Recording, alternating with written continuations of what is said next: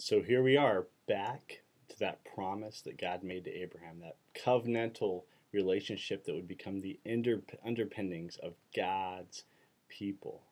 It was back in chapter 12 when Abraham was called to leave his homeland, to leave all he had ever known, and to follow this God. And this God made a promise that Abraham's children were going to bless the whole world, that all peoples would be blessed through him. And it's here in chapter 15 that Abraham is beginning to doubt that promise because he has no children. Him and Sarah cannot conceive a child.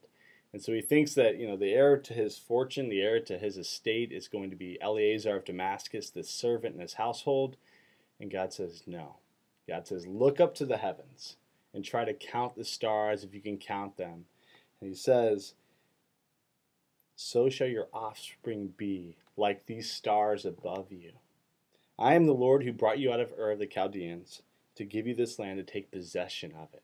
There is nothing that is going to hold back our God from keeping his promise. Nothing will get in the way of his covenant. Not even Abraham and Sarah's inability to have a child.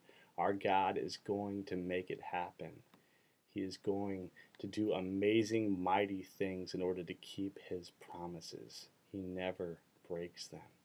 And we know that this becomes the underpinnings of the entire Bible, that this promise, this covenant made with Abraham, God's people continue to look back to it because they know that their God is faithful to it. And we know that the greatest culmination of this is found when the Messiah Jesus, who is both a son of Abraham, an heir of Abraham's blessing, a son of man, and he is also the Son of God. He is going to come and fulfill this promise and bless the whole world. Jesus is both the keeper and the fulfiller of the greatest promise this world has ever known.